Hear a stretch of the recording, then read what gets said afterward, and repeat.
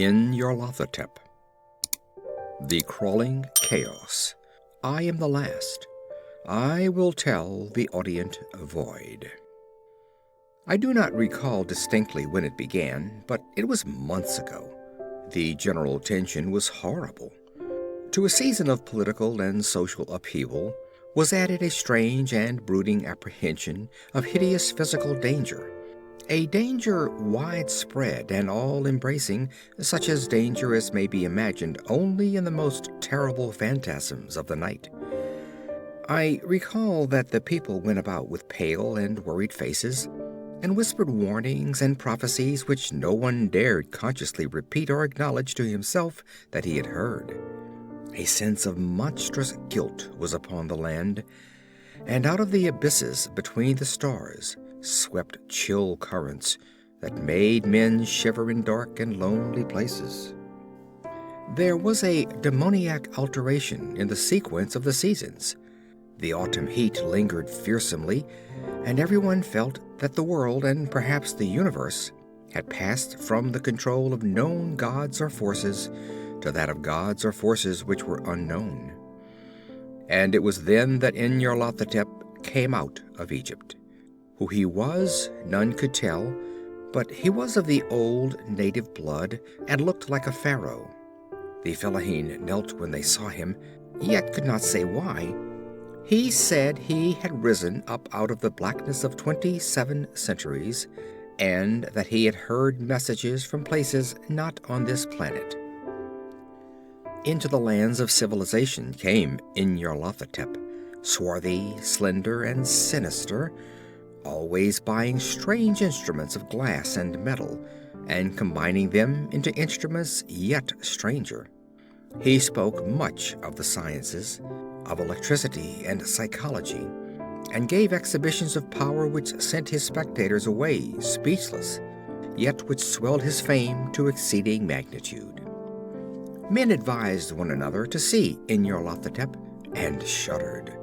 And where Nyarlathotep went, rest vanished, for the small hours were rent with the screams of nightmare.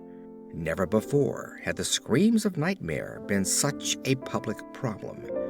Now the wise men almost wished they could forbid sleep in the small hours, that the shrieks of cities might less horribly disturb the pale, pitying moon as it glimmered on green waters gliding under bridges and old steeples crumbling against a sickly sky. I remember when Nyarlathotep came to my city, the great, the old, the terrible city of unnumbered crimes. My friend had told me of him, and of the impelling fascination and allurement of his revelations, and I burned with eagerness to explore his uttermost mysteries. My friend said they were horrible and impressive beyond my most fevered imaginings, that what was thrown on a screen in the darkened room prophesied things none but Nyarlathotep dare prophesy, and that in the sputter of his sparks there was taken from men that which had never been taken before, yet which showed only in the eyes. And I heard it hinted abroad that those who knew Nyarlathotep looked on sights which others saw not. It was in the hot autumn that I went through the night with the restless crowds to see Nyarlathotep. Through the stifling night and up the endless stairs into the choking room, and shadowed on a screen, I saw hooded forms amid ruins, and yellow evil faces peering from behind fallen monuments. And I saw the world battling against blackness, against the waves of destruction from ultimate space, whirling, churning, struggling around the dimming, cooling sun. Then the sparks played amazingly around the heads of the spectators, and hair stood up on end, whilst shadows more grotesque than I can tell came out and squatted on the heads. And when I, who was colder and more scientific than the rest, mumbled a trembling protest about imposture and static electricity, Nyarlathotep drave us all out, down the dizzy stairs, into the damp, hot, deserted midnight streets. I screamed aloud that I was not afraid, that I never could be afraid, and others screamed with me for solace. We swore at one another that the city was exactly the same and still alive, and when the electric lights began to fade, we cursed the company over and over again and laughed at the queer faces we made. I believe we felt something coming down from the greenish moon, for when we began to depend on its light, we drifted into curious involuntary marching formations, and seemed to know our destinations, though we dared not think of them. Once we looked at the pavement and found the blocks loose and displaced by grass, with scarce a line of rusted metal to show where the tramways had run. And again we saw a tram-car, lone, windowless, dilapidated, and almost on its side. When we gazed around the horizon, we could not find the third tower by the river, and noticed that the silhouette of the second tower was ragged at the top. Then we split up into narrow columns, each of which seemed drawn in a different direction. One disappeared in a narrow alley to the left, leaving only the echo of a shocking moan. Another filed down a weed-choked subway entrance, howling with laughter that was mad.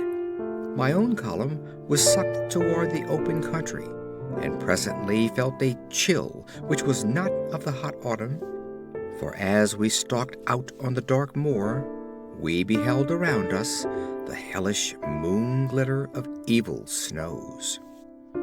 Trackless, inexplicable snows swept asunder in one direction only, where lay a gulf all the blacker for its glittering walls. The column seemed very thin indeed as it plodded dreamily into the gulf. I lingered behind, for the black rift in the green-litten snow was frightful, and I thought I had heard the reverberations of a disquieting wail as my companions vanished. But my power to linger was slight.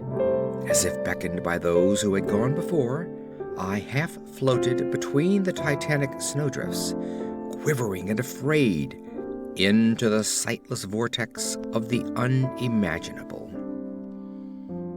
Screamingly sentient, dumbly delirious, only the gods that were can tell. A sickened, sensitive shadow writhing in hands that are not hands, and whirl blindly past ghastly midnights of rotting creation, corpses of dead worlds with sores that were cities, charnel winds that brush the pallid stars and make them flicker low. Beyond the worlds, vague ghosts of monstrous things, half-seen columns of unsanctified temples that rest on nameless rocks beneath space and reach up to dizzy vacua above the spheres of light and darkness. And through this revolving graveyard of the universe, the muffled, maddening beating of drums, and thin, monotonous whine of blasphemous flutes from inconceivable, unlighted chambers beyond time, the detestable pounding and piping whereunto dance slowly, awkwardly, and absurdly the gigantic, tenebrous ultimate gods, the blind, voiceless, mindless gargoyles whose soul is in Nyarlathotep. End of Nyarlathotep.